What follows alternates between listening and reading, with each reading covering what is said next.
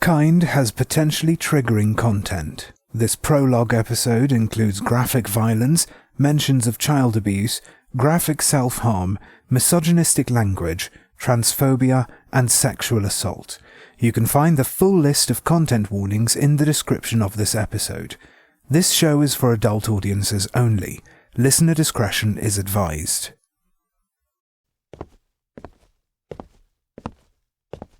Kind. Prologue 2. Clover.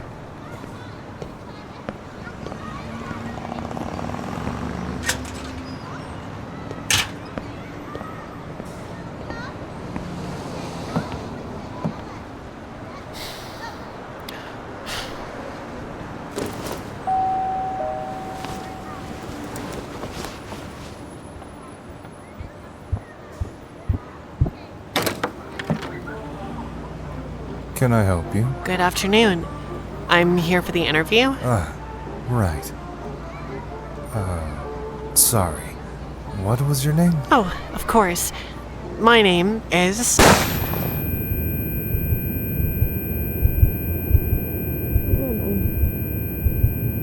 What am I doing? Where is here? Who am I? I'm Clover. I'm here to... I need to... I'm in Ovid, Silver City. What am I doing here? Who am I?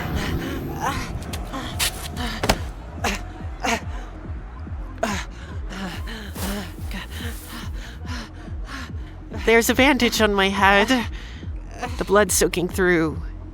It's oozing. Slimy. I'm dizzy. Ooh, pretty thing. What are you doing there all by your lonesome? What happened, baby? Got into a spat with your man? No, I don't think... You look lost. Why don't you let my friend and I take care of you? He's so close. I could smell the beer on his breath. It's sour and bitter and entrenches every threatening word. I've been here before, with a man towering over me, foul breath and foul words, and my body moves as he wants, and my mind molds between his hands like soft clay. You can't dress like that and not put out. The other one's sinking in, teeth bared, eyes glinting. I should tell them to fuck off. I should fight back with my voice, with my fists, but I'm paralyzed. Frozen.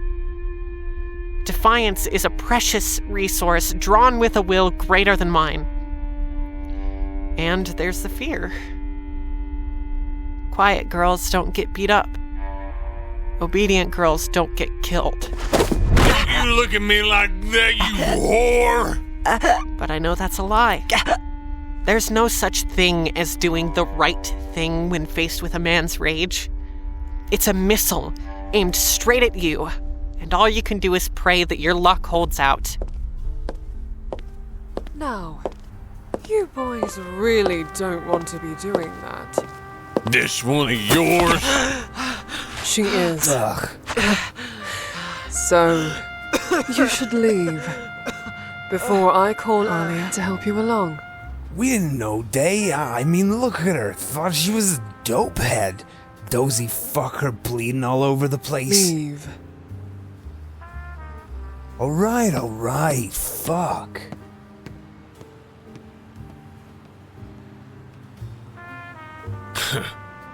I guess we gotta play some other time, precious. That's not happening. You're barred. The fuck? You're barred. And if I ever see you lurking around my home again, I'll see to it that you disappear. Quietly. Do you understand me, Frank? Yeah. Yes. Yeah, I hear you. Didn't want to waste my money on your cast-off meat anyway.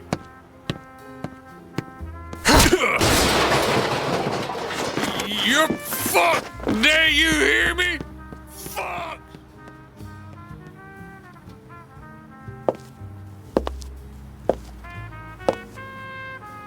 Stand up. Stand up. Your name. Clover? Are you a runaway or a tourist? I've never seen you in Ophid. And if I haven't seen you, then you're not from here. And if you're not from here, then you're either a runaway from something or someone, or you're just passing through. So, are you a runaway or a tourist? I don't know. I'm sorry. I'm leaving. Oh. So you're one of those types. Excuse me? The type that wants to float through life without leaving a single footprint. A ghost. It keeps me alive. So you do know how to talk back.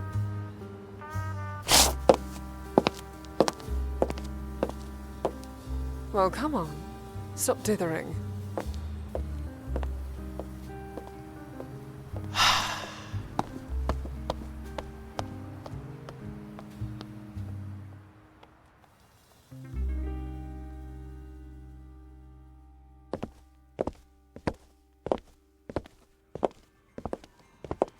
Everything okay, Day?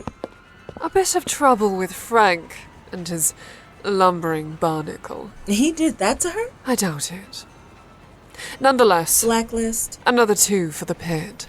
At this rate, we aren't going to get any patrons coming in. I'd rather take simple preventive measures than mop up a crime scene. Wouldn't you, Aaliyah? Still can't take a joke, huh?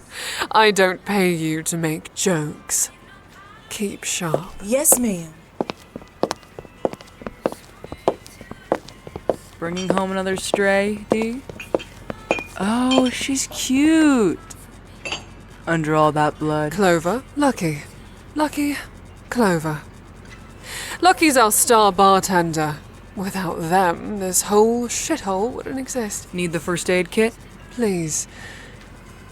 Sit down, Clover. I think you and I need to have a chat.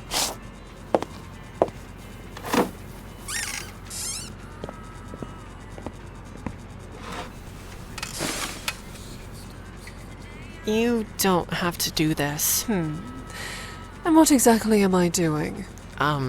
Rescuing me? Animals and children need rescuing.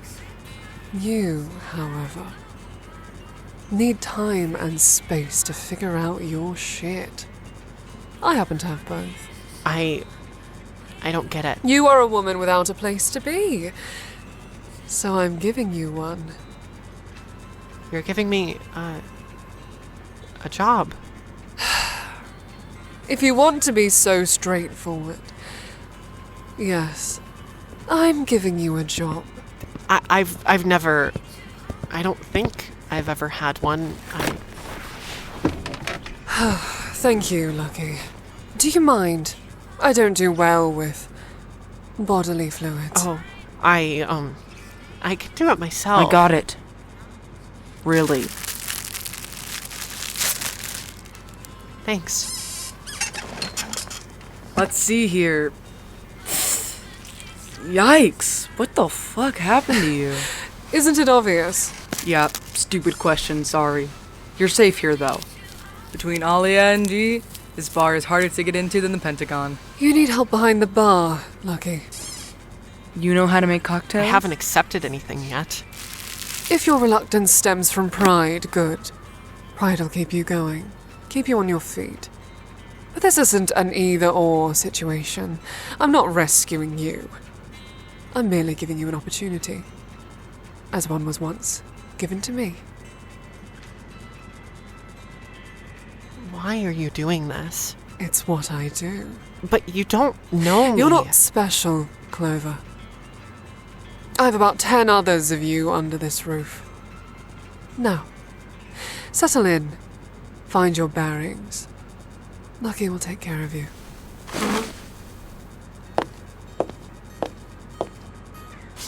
You're welcome, by the way.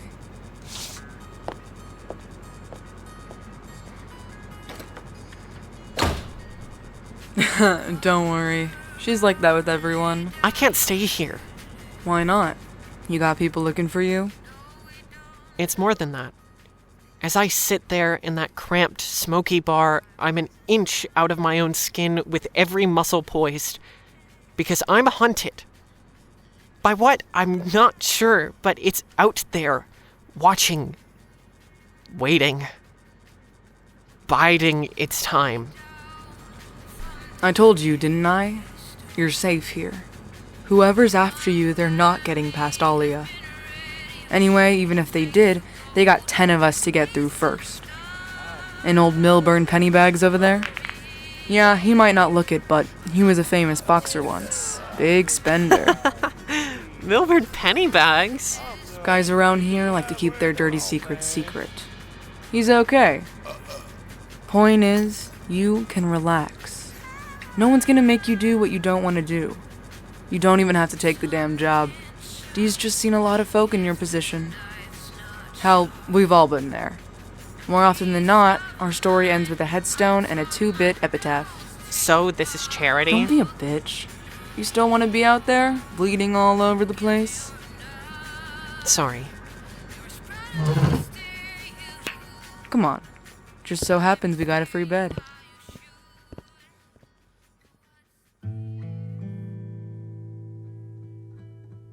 Daejimo's bar is a pit stop on a long road to nowhere. It's got the same tired, battered soul like the rest of Ophid does. And it's something both foreign and painfully familiar. Aaliyah calls it community. Lucky calls it survival. Daejimo calls it bullshit and says that buildings are buildings and people are people. But then she gets a hazy look in her eyes, and I get the feeling she might agree with me. That we might have souls after all. Although Daejimo gave me a home, I'm an awkward fit. Everything's an awkward fit since I woke up. And no matter what I do, I just don't feel right. I don't know if I ever have.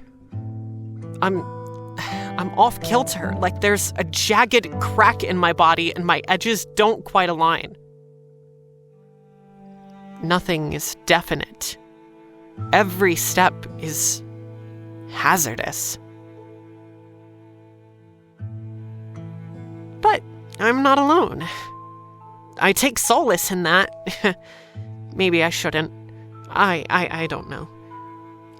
I look at the others, carving out a foothold for themselves, and even though they got firm jaws and steady hands, I can tell they're as lost as I am.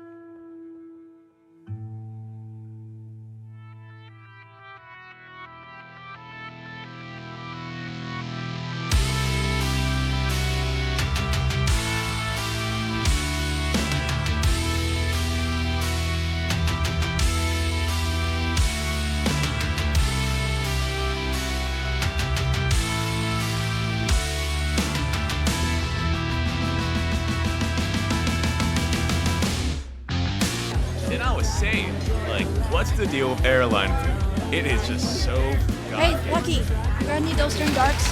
I'm running empty. Shit, no, I'm out too. We used the last keg. Shit.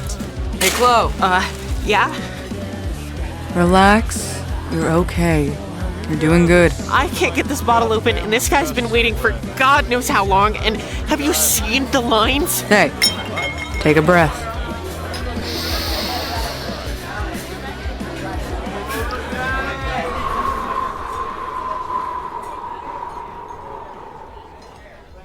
Okay, you got it. Focus on the next step. That's all you gotta worry about. Whatever comes after that is future use problem. Okay.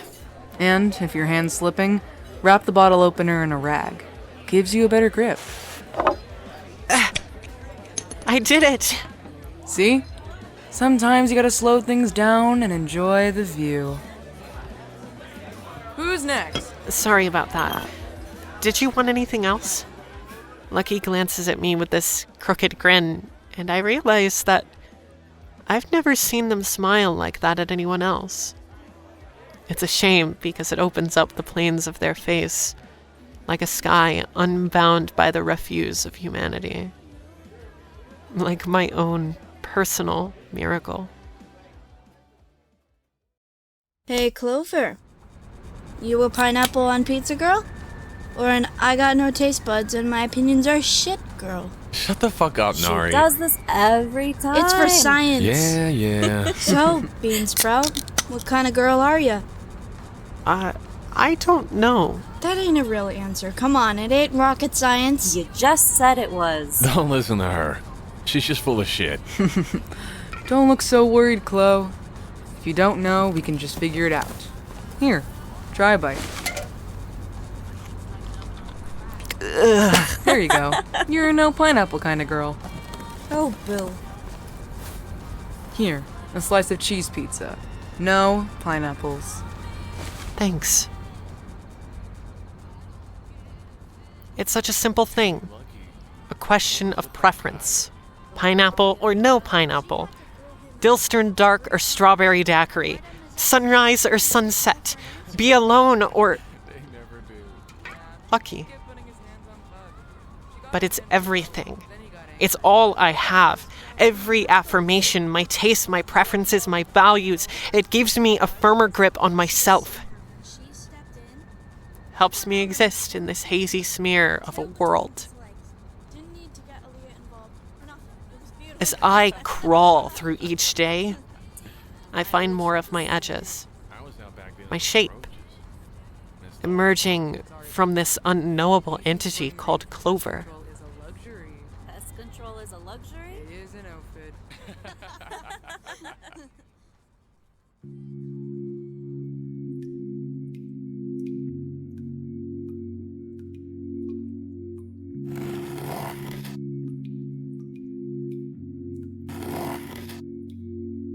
Carpenter. The word floats through my mind as I carve into my face. Blood wells, drips. With each sliver I cut from myself, the wound heals and leaves flawless skin. Carpenter. It's what I am. Working an unrefined piece of wood, manifesting from the rugged flesh a true form. But there's someone else. Something else. Pressing down like low-hanging storm clouds. The rumbling Brontide. A reminder of power not my own.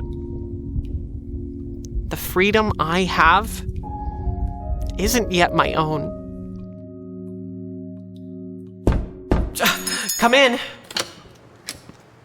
I was wondering where you went off to. You whittling in here? What's with all the wood? Sorry. I'll clean it up. You look different. Yeah? Nah, you're smiling. Sorry. And you gotta stop with that. Apologizing for everything? If Dee heard you, she'd put you on roach duty. I'll try. You know, you're beautiful. I am? Why do you sound so surprised? I've never thought about it before. What? How you look? Or how you come across to people? Both? Here. Thanks. I can't figure you out.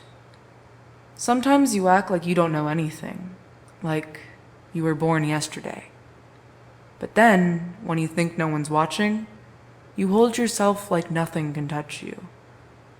There's not many people this side of the tracks with that much self-possession. I don't possess anything. Yes, you do. More than any of us here. They know it. Dee knows it. Why'd you think she took you in so quickly, huh? Look in the mirror. Go on. Look.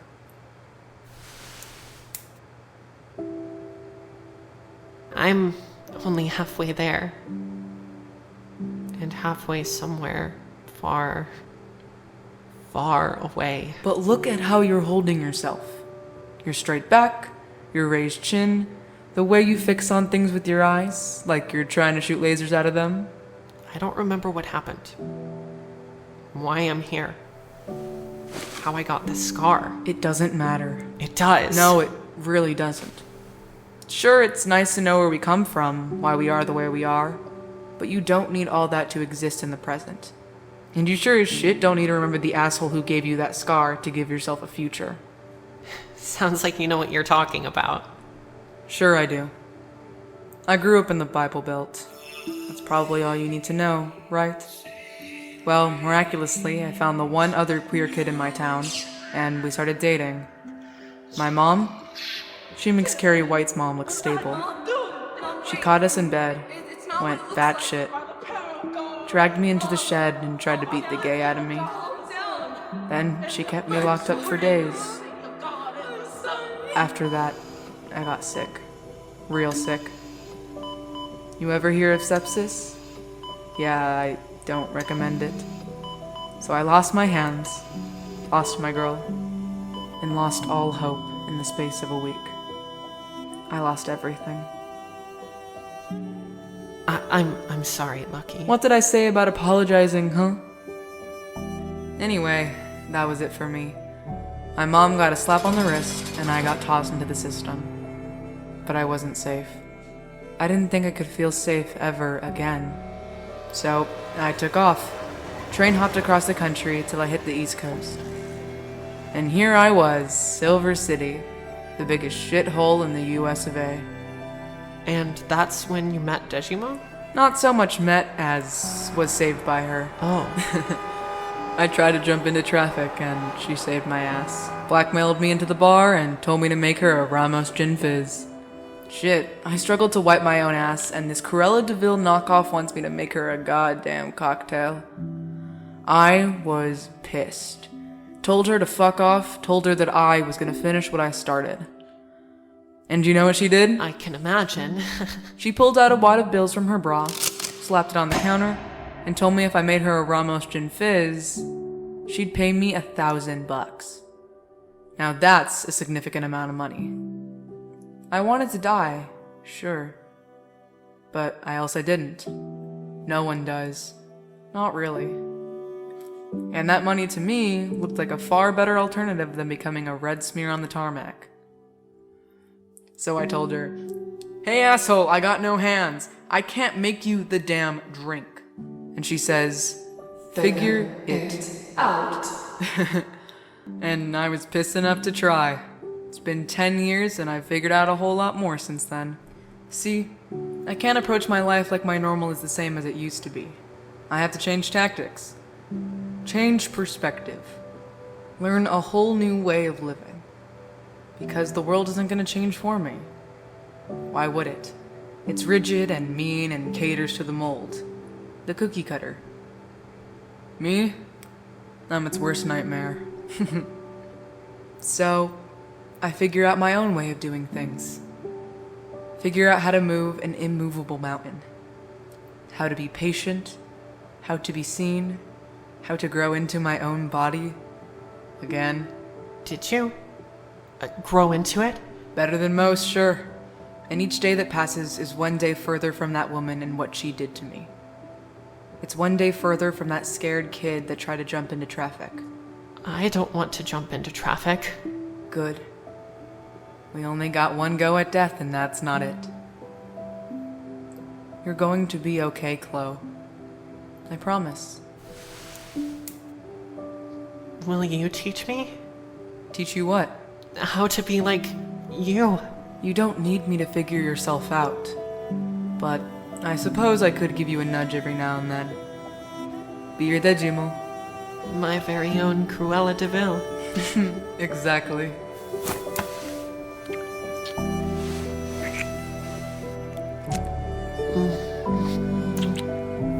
Hey, just so we're clear, we're just two people, enjoying each other for a night.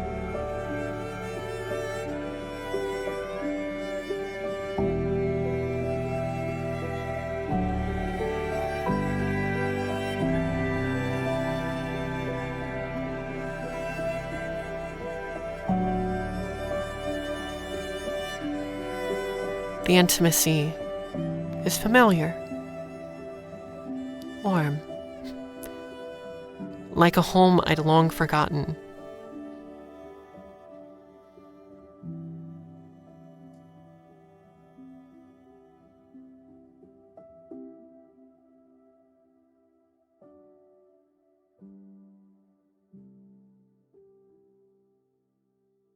That wasn't your first time.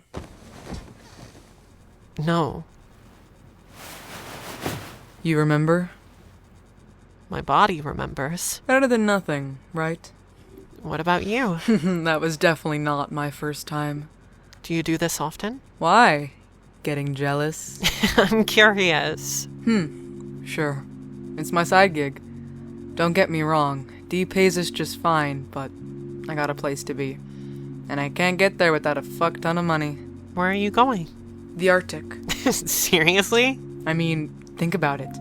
Nothing for miles but penguins and seals and shit. And polar bears. Polar bears don't try to kill you for being queer. Good point. Anyway, to get to the Arctic, I gotta go to school. Study environmental science. There's research programs I can apply for that'll get me there.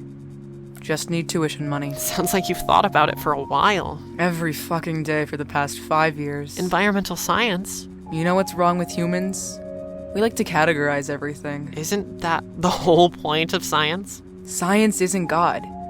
Science is a bunch of talking apes trying to figure out the axles and gears of the universe. It's trial and error mirrored in uncertainty.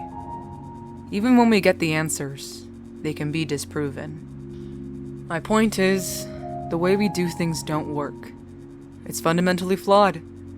We like to label the enemy for being born in the wrong country or for loving the wrong way. We draw haphazard lines in the dirt to feed our wallets and egos and appetites. We talk about conquering and taming, but that got us nuclear bombs and genocide. So maybe we should be looking at the natural world as an objective. Other species were doing just fine before we came along. Maybe we just need to be fixed. Oh, sure. That's the first thing we need. But I'm not going to be the one to do it. I've had my shot at being a productive member of society, and it didn't work out too well for me. I'd rather freeze my tits off in the Arctic. Thanks. When the sun rises, I leave Lucky's room. I don't go back after that. I don't need to. Because the way Lucky loves isn't through sex.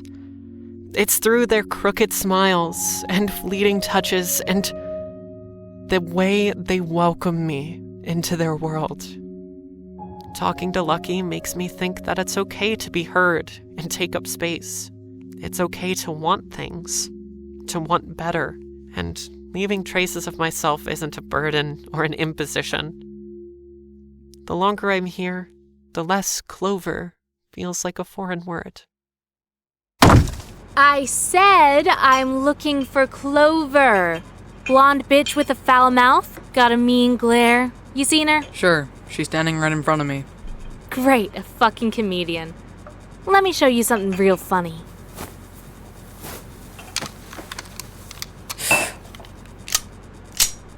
Hey! Hey! What the fuck do you think you're doing? No guns! See, oh my god! Real Fuck. funny. Anyone else move, the next one's going through your skull. All right. Look, we've seen someone like that come through here, sure. But that was weeks ago. God knows where she is now. God! Jesus fucking okay! Enough with the shooting! You're gonna blow my ears out, goddammit. Lie to me again. Bullet through the skull, yeah, I heard you the first time. So? Where is she? What do you want with her? She's my sister. Of course she is. That's why you're waving a gun in my face. A girl needs protection. Look, Clover was here for a few weeks. But she caught a greyhound yesterday to the west coast. You missed her by a day. Fuck. Maybe if you leave now, you can catch up to her. She said something about LA. Lucky, where do you want these? God damn it, Chloe. Oh, hello, sister. Back so soon? How was your trip to LA? Chloe, run! Chloe, stay. You twitch, and this charming bartender is dead. Do you understand? And just like that, in a violent, frothing surge, I remember. Your name is Clover, and you are mine. I want kind. Get kind. That makes us sisters. Sisters? Family. If you don't kill me, I'll take one of your kids. It's Master's orders. Your master's orders. my master's orders.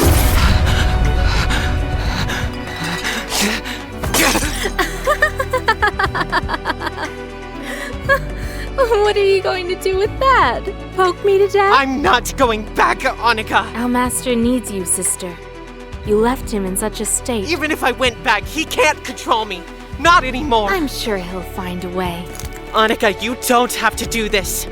You don't have to listen to him. Look at me. Look what I'm doing. It's been a whole month and I'm fine. Don't you get it? I admit I did expect you to be in a worse state. Strapped to your bed in a psych ward somewhere, That's maybe. because it's possible. You can escape just like I did. It's not possible. Go, Clover! Run! Coming in here with a gun and shooting us this way. I could have killed someone. I freeze. Watch as the others pile on top of Annika, keep her pinned to the ground as they scream at me to go. To run. But I can't. How could I? Blood smears like gory brushstrokes as Aaliyah gets Annika into a chokehold. My heart pounds in my ears so loud I can't hear anything else. And I think there's only one way out of this. There's only one way to ensure that everyone stays alive. I pull a lighter out of my pocket. I'm about to flick it on.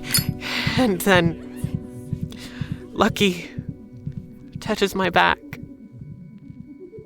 kisses my temple, and murmurs in my ear. It's okay. We'll be okay. So I go. I run. And I leave my family behind. Clover! When they tell me what home is, I burn it to the ground. And they tell me stop moving, but I'm formless like a sound. On the road to nowhere, on the road to somewhere, on the road to nowhere, on the road to somewhere.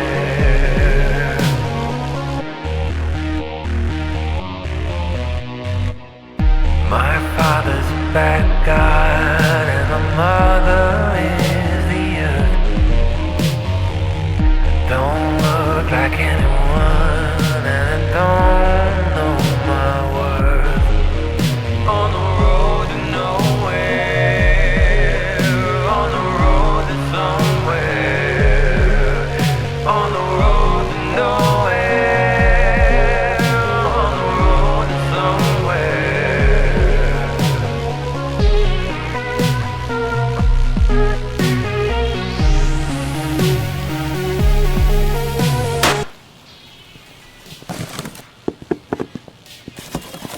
Camellia, someone dropped a bottle of olive oil in aisle 4. Can you get to it, like, ASAP?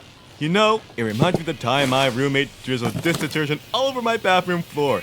I almost broke my tailbone when I took my midnight. You know what?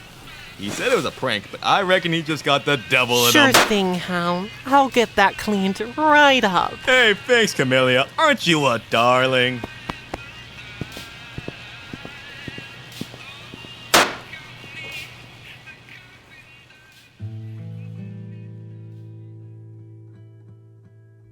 I found myself in Jerusalem, a couple hours east of Silver City. There's two faces of Jerusalem. It's an old mining town full of drifters and immigrants and the calloused grandchildren of miners. To the north, all along the ranges like silent spectators, are the sprawling holiday homes of Elysium's wealthiest. After the mines shut down, developers bought out the town and revamped parts of it to vaunt as vacation hotspots. See the natural wonders of the northeastern wilderness. Ugh. They left the rest of the town to decay. Rust and rotting wood is a common theme here. It's a grim place, but at least no one here asks questions. I just keep my head down, stock shelves for minimum wage, and stare at the wall in my shoebox apartment until I get up and do it all over again. It's not the life I want, but it's the life I own.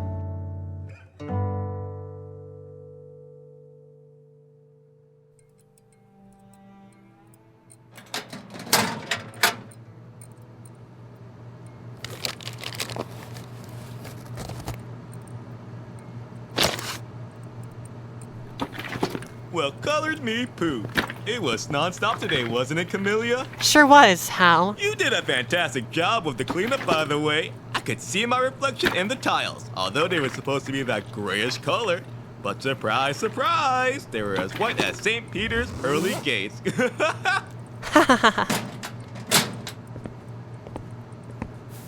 Camellia, I know you only worked here for a couple of weeks, but I really took a shining to you. There's something real special about you.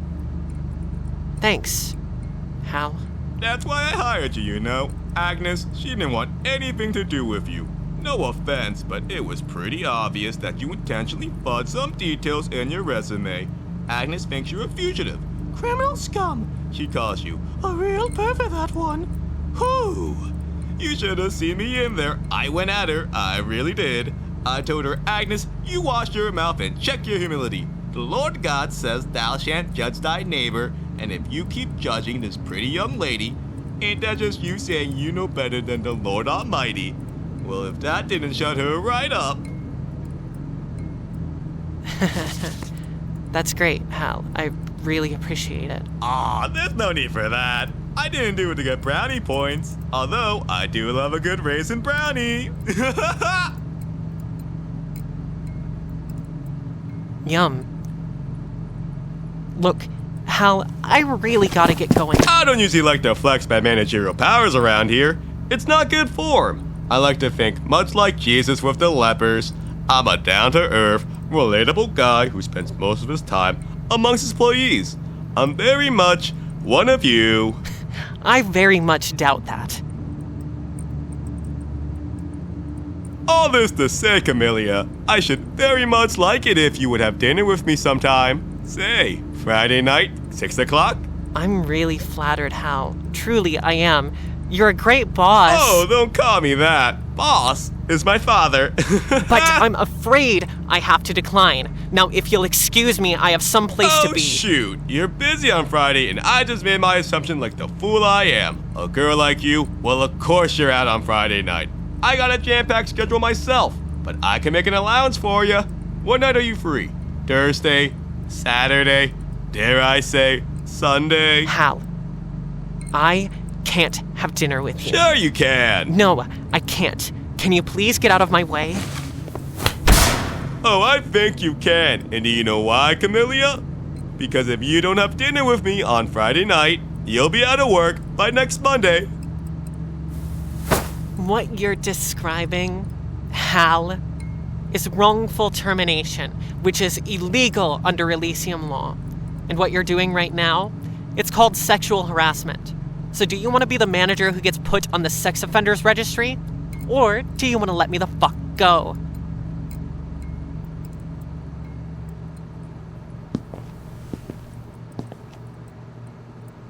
Thank you. You just wait. Bakula Ciesla's governor now. You freaks don't stand a fucking chance. The bastard isn't wrong. Ever since Ciesla took office as governor of Elysium, all his promises went out the window. He did a complete 180, and now he panders to the elite and the wealthy, using words like progression and unity while giving billion-dollar handouts to his engorged lackeys. And we freaks are the ones who have to deal with the fallout.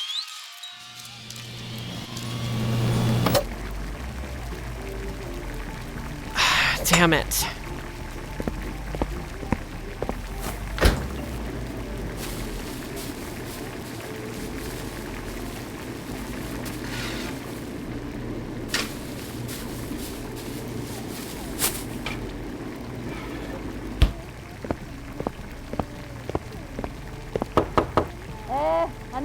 Dala, you got any garlic?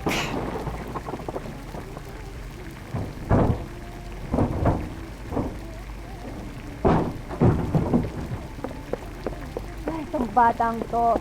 Ay, tigas ang ulo. Here, garlic! And before you say anything, I got garlic coming out of my ear, so you're doing me a favor. Nasir from number 6 knows a guy who sells him boxes of produce for like coffee and a half. I reckon he steals them off the back of a truck or something. Last week it was celery, and this week it's garlic. We have a betting pool going for what next week's going to be. I put 5 on zucchini. Salamat po. Ah, so polite.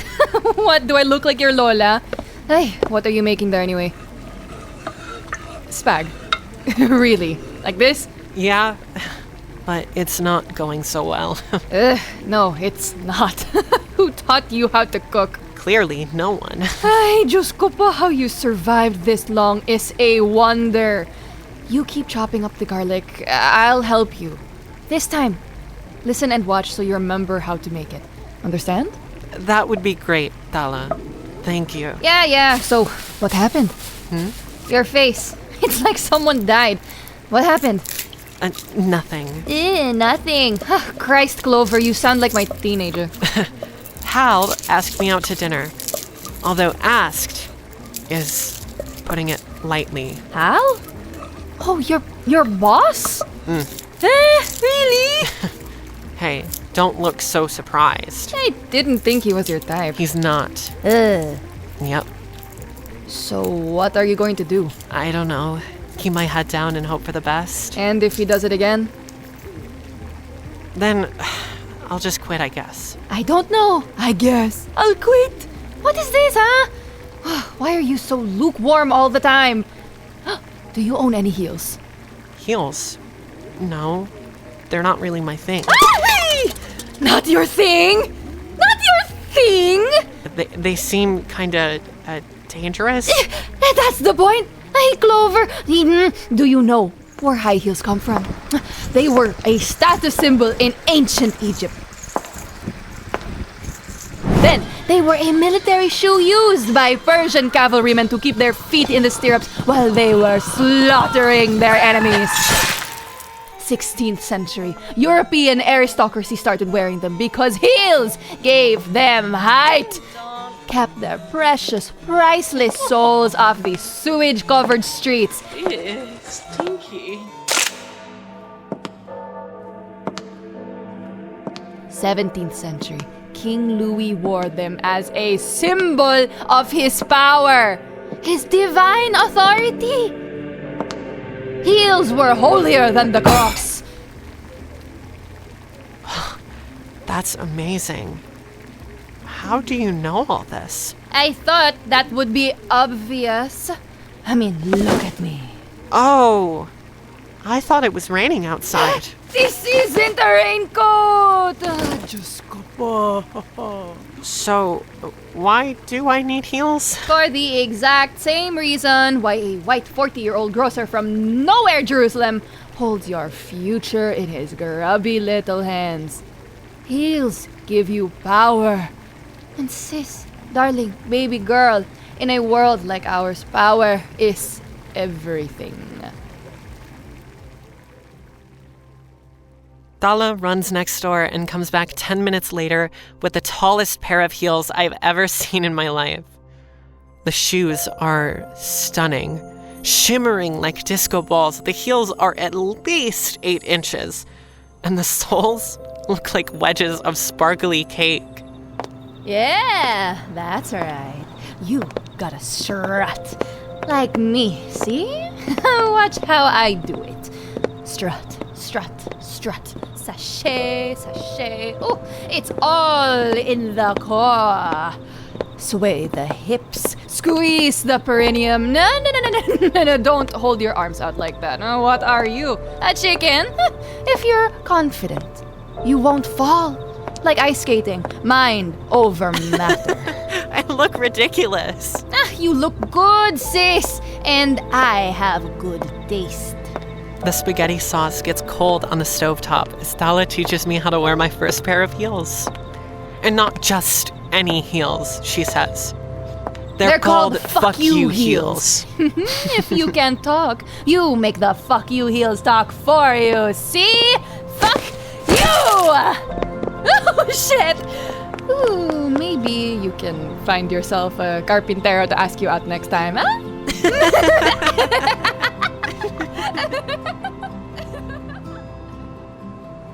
After Dalen leaves, I wear my fuck you heels and I stand in front of the mirror.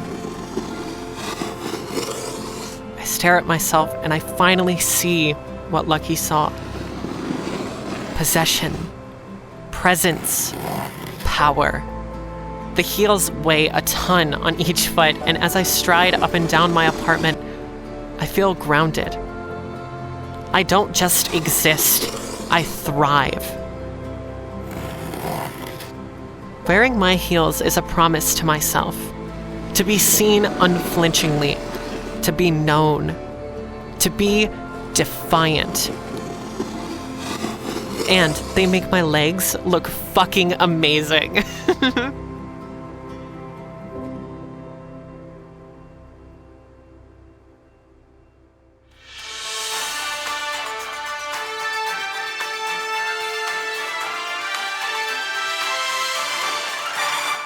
Breaking news. Governor Ciesla has signed off on a bill that proposes changes to the current state tenancy and employment laws. Under the new amendments, employers are no longer legally obliged to provide a valid reason for termination. Employee advocates and the Ave-L-CIO expressed concerns about the future of employee rights and potential legal issues surrounding anti-discrimination laws. With that one signature, Bakula Ciesla signed away both tenancy and employee rights. The two things keeping the working class of Elysium housed and fed. It comes as no surprise when I come into work a week after the new laws come into effect and see Hal waiting for me in the break room. It's a good thing I got my fuck you heels on. Good morning, Camellia. Is it? It very much could be. It all depends on you, actually. Didn't know I had that much power. You see, Camellia, you have two paths laid out before you, and let's be real here. People like you don't ever get the two, so you're already in an enviable position. People like me? Don't be a fucking snowflake, you fucking cunt! I'm trying to help you, so you will stand there and listen and shut the fuck up!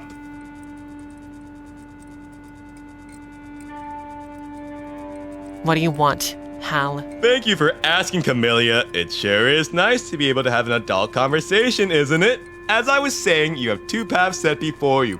One is where you continue to work for me and keep your cutesy little doghouse to return to every night. The other is where you're out on the street getting mouthfucked for $1 because you couldn't check your ego and sit down for one lovely dinner with me.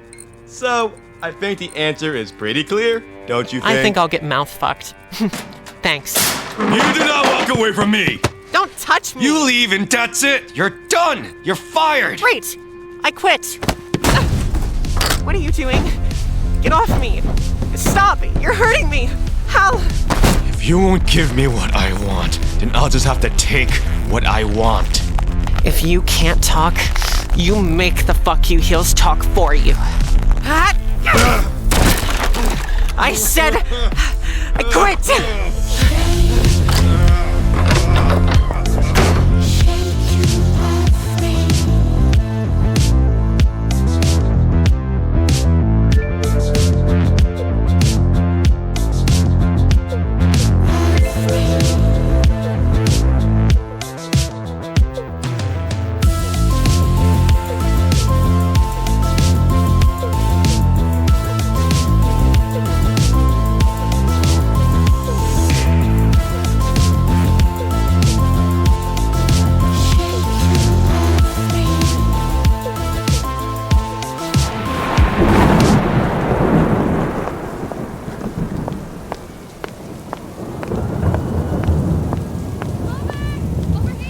Thala, what's going on? Why is everyone outside? No one can get in! They locked us out! What? The state evicted us. They're gonna rip the whole apartment down and build a mall or something. They're kicking us out! Wait, they can't do that. That is totally illegal. Not anymore. Not since like a week ago. No, that's impossible. Even if they can kick us out, they need to give us at least 2 weeks' notice. Mr. Stevens from 12 has a sister who's a lawyer. It's called a no-cause eviction or something, which is legal, apparently. And they don't have to give us any notice. He says the only thing we can do is dispute the eviction, but that could take weeks.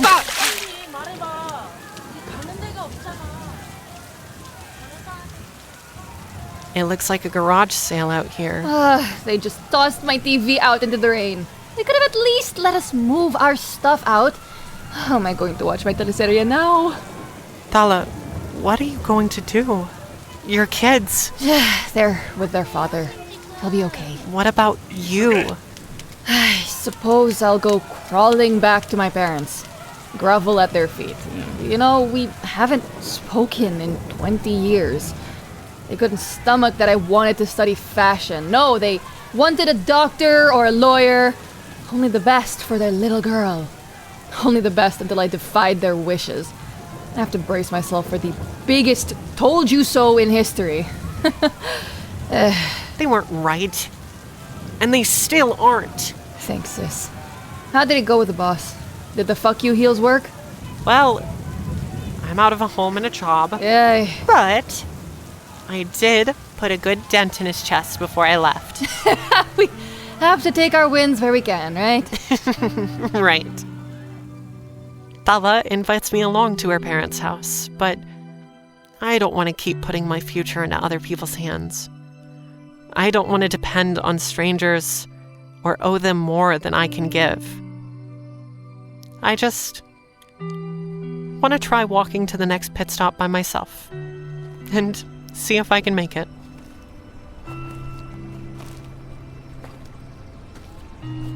I say goodbye to Thala. We make promises to catch up after we've settled, get a cocktail in our fuck you heels, and enjoy a night out in town. As I meander along Jerusalem's polluted river, I think about Lucky and Aaliyah, my family back in Ophid. They're okay. I called them not long after I left, but I didn't make a habit of it. Annika is still out there, following my footprints, hunting me down.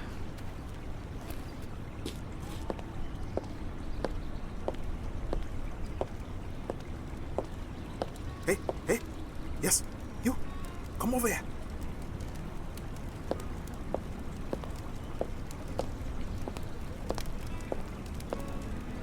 What are you doing? Aren't you cold? Yes, but... It's okay. I just want to share the fire with you. It's not you I'm worried about. There's no need to be afraid. The fire's contained in the drum. If you keep your hands above the rim, you won't get burned. I promise.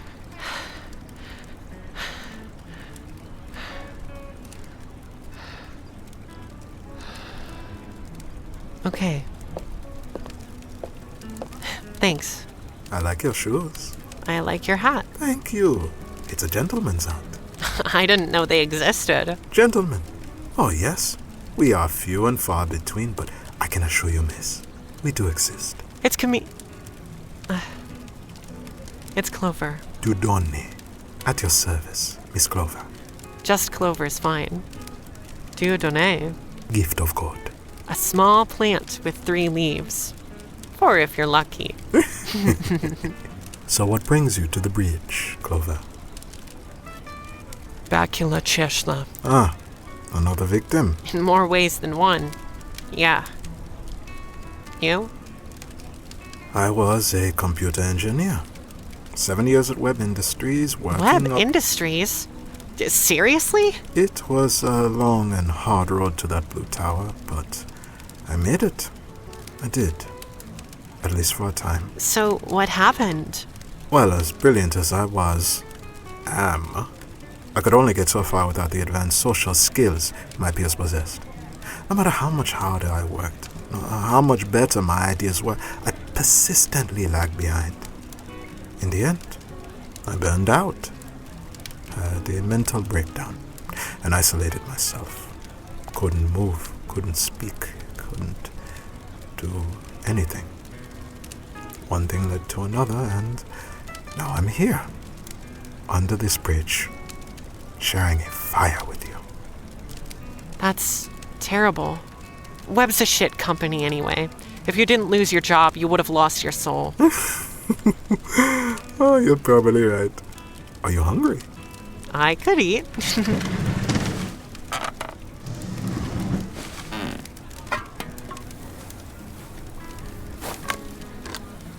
You've got half a house in those magical pockets of yours. If there's one thing you need on the road, it's a can opener. Trust me, there's more uses than you might think. Thank you for being kind. It's nice, you know, after everything. If we don't treat each other well, no one else will. Thanks. You got a fork? Of course you do. And a napkin too. So we eat, and we talk. And by the time my borrowed fork scrapes the bottom of the can, I'm finally warm enough to feel tired. I stay there for a time, a short pit stop to plan my next step. And I learn about the harsh realities of this world beneath the bridge. In a way, it feels like a death. Society chugs on, always moving forward. And on the fringes, tucked away beneath a bridge, are the people society failed, frozen in time and space, out of sight, out of mind. It's surprising. It's not the cold or hunger that's hard to deal with. Sleeping outside isn't difficult either. Sleep is sleep, and I'm not conscious for most of it. What's hard is maintaining hygiene and the constant, unending nothing that stretches on and on and on. Dieudonné tells me I gotta keep busy. If I'm not cleaning my area, then I'm looking for food. If I'm not looking for food, I'm finding a way to make money. If society moves, so should I. Otherwise, I'll end up trying to lose myself. And that's a deep, dark ditch that's near impossible to climb out of. It doesn't have to be like this.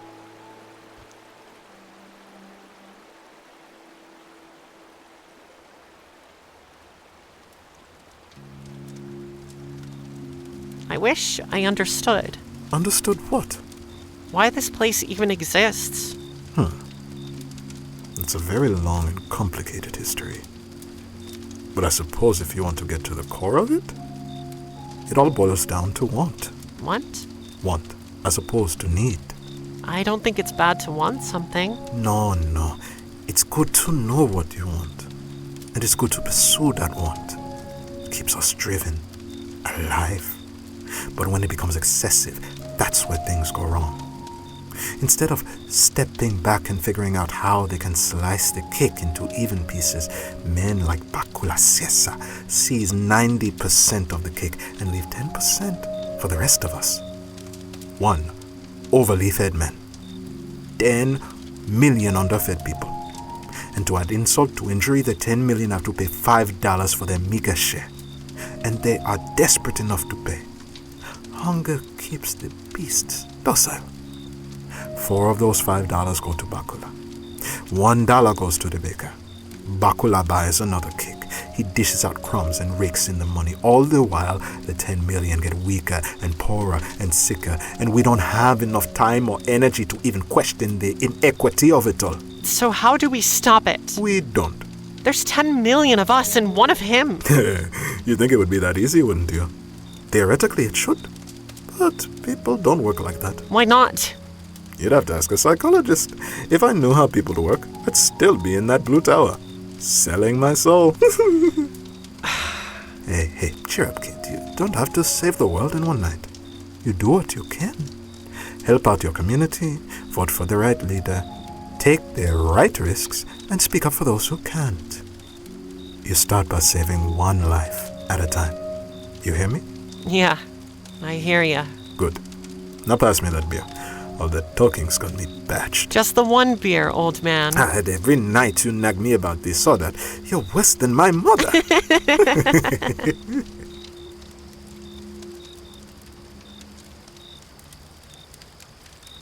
They came for us in the middle of the night. Come on, boys. Whoever arrests the most gets a free fucking dinner on me. Clover?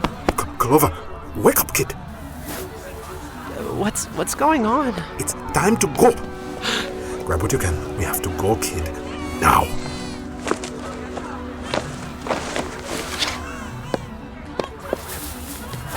What is this? An eviction. They're hurting people. Hey! Hey! Stop hitting her! For that kid, you have to run. You hear me? We can't do anything for her. Hey! Not now. Get away from her! She did nothing wrong! Dieudonné! Stop! Get off me! Anything wrong? She's just passing through. Don't touch me! Still, or I won't treat you so nice. Dieudonné! Make me take out my gun. Dieudonné! We'll use it. You're going to be all right. You hear me? You're going to... Dieudonné! Multiple people running. We'll pursue. As they drag Dieudonné away, I realize if I don't do something, they all might just die. And the panic slowly changes, pulls on a different mask. I feel it. Rage.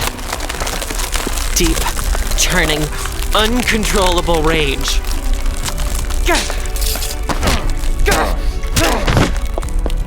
I don't remember much after that. There's snippets, flashes of memory, hot blood soaking my fist, bone crunching beneath my heels. And at some point the tide turns.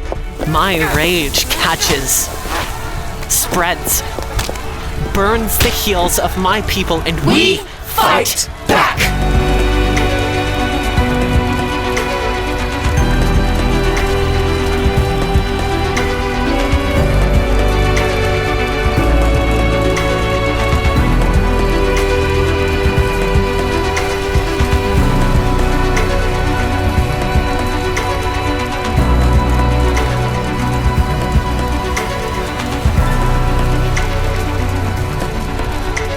But then they bring out the guns, and the battle is done. We scatter in different directions, grabbing what little we have left, and run into the night. I look for Dieudonné, but I can't find him anywhere. He's gone. I just hope he's on his feet, somewhere far, far away, and not in the back of a police car.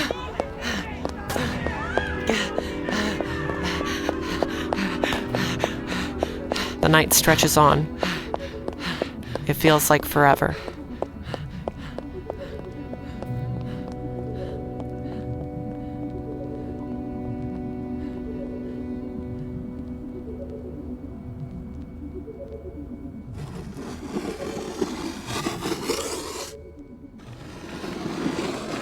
I carve out my chest, my stomach. Strong, powerful cuts that leave me jagged and coarse. And it's perfect. I'm perfect.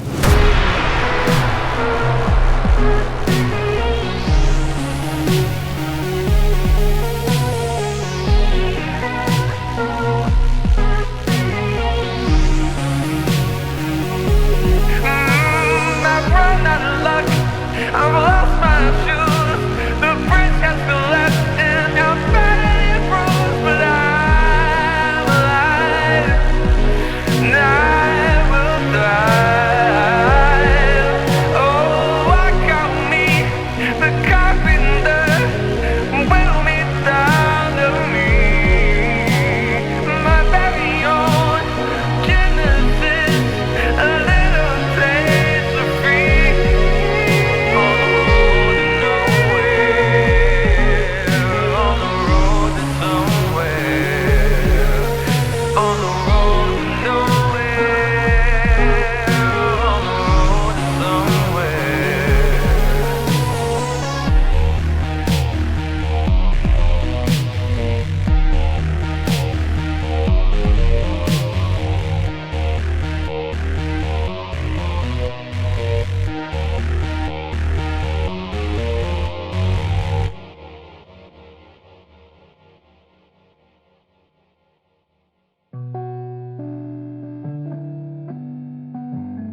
Aurora Ave-L is Clover.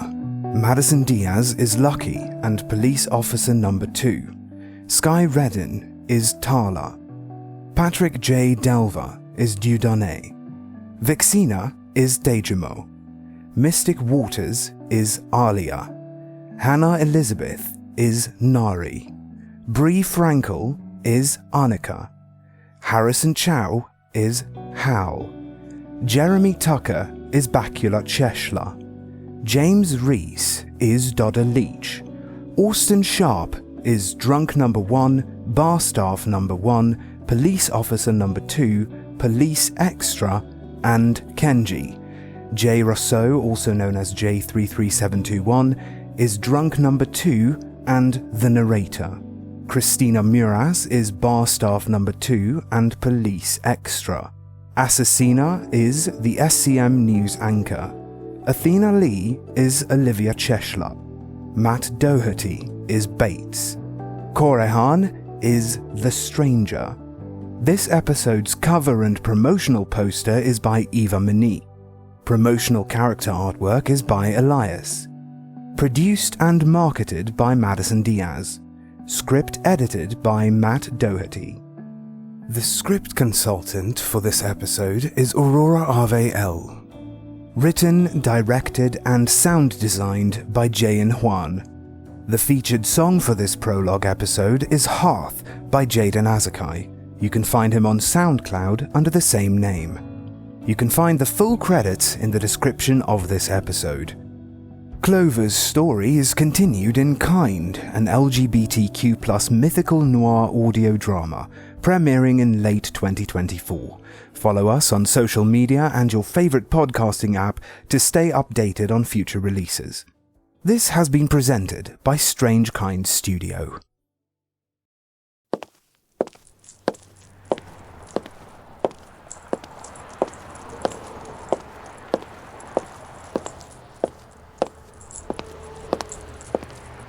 $50 or you can get the fuck out of my office. This ain't a charity. I only have the 50. Don't be such a tight ass, Bates. Hook my girl up. She's good for it.